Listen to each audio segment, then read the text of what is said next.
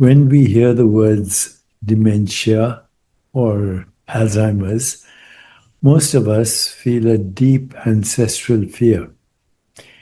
We imagine losing our memories, our stories, our relationships, and with them, losing ourselves. But what if the essence of who you are is not your memories at all? What if the decline of memory and cognition can never touch your fundamental wholeness as being? So in the next couple of minutes, I want to explore dementia and Alzheimer's through the lens of non-duality. The understanding that at the deepest level, you're not a fragile, separate person, but open, unbroken awareness itself. We usually define me by a story. I'm this name, this history, these roles, these preferences, these achievements, these relationships.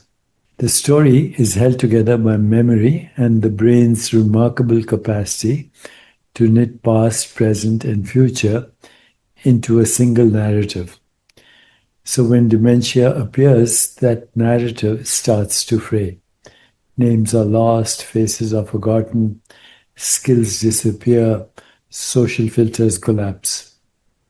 From the outside, it can look as if the person we love is disappearing. And from the inside, when there is some insight into what is happening, it can be terrifying. Non-duality invites a very different question. Is the story of me the same as the essence of me? Put differently, are you the changing contents of experience, thoughts, memories, emotions, or are you the open, aware space in which all of these come and go? A simple metaphor. Imagine awareness as the sky, and every thought, sensation, and memory as weather. On a bright day, we trust the sky is there. In a storm, we sometimes forget the sky completely and get lost in the thunder.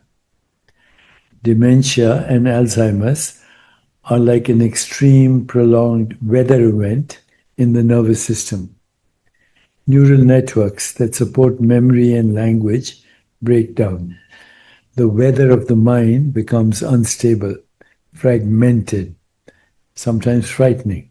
But the sky itself, the sheer fact of experiencing, is not produced by any one memory, and it is not destroyed by the loss of memory.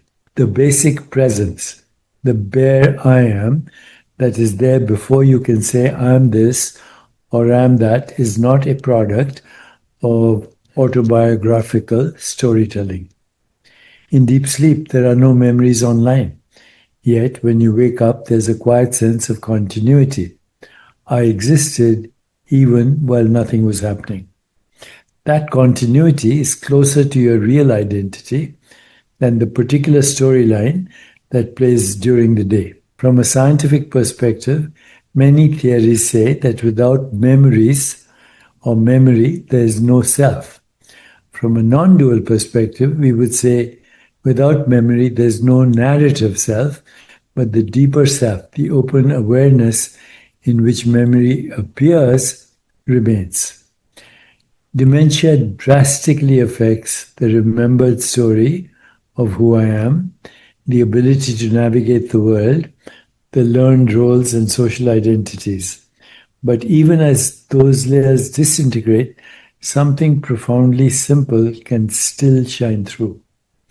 People living with dementia often retain strong emotional and relational responses well into the later stages. Music can move them to tears. A familiar touch can calm them. The presence of a loved one can bring a sense of safety even when names and details are gone. What is it in them that recognizes comfort, beauty, and presence when the story no longer holds together? Non-duality would say, this is the radiance of being itself, prior to and independent of any narrative identity. If you're caring for someone with dementia, you're not just watching neurons die. You're accompanying consciousness through a very difficult, mysterious phase of its expression. Practically, you will be advised not to argue about facts, not to correct every confusion, and not to force them to remember. Instead, you'll be encouraged to meet them in their reality, respond to their emotional world, and offer simple, grounded reassurance. This is remarkably aligned with a non-dual view.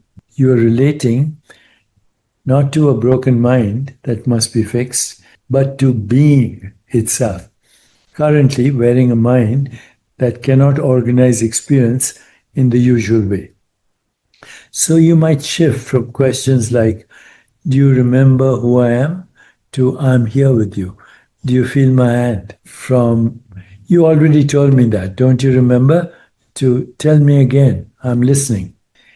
Instead of looking for the old personality to come back, you begin to look for the subtle present moment ways that being is shining through in their eyes, in a small smile, in a relaxation of the body when they hear a familiar song.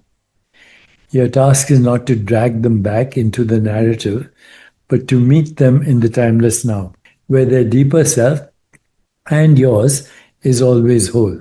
Most of us are afraid not only because we might care for someone with dementia, but because we might one day go through it ourselves. Non-duality doesn't minimize the human difficulty. It doesn't deny the grief, confusion, or loss, but it does say something quietly radical. Whatever can be taken away by disease was never your ultimate identity. The self that you truly are does not depend on perfect neurons, a sharp mind, or a continuous story. Through meditation, self-inquiry, and present moment awareness, you can begin to recognize this now, before any diagnosis, before any decline.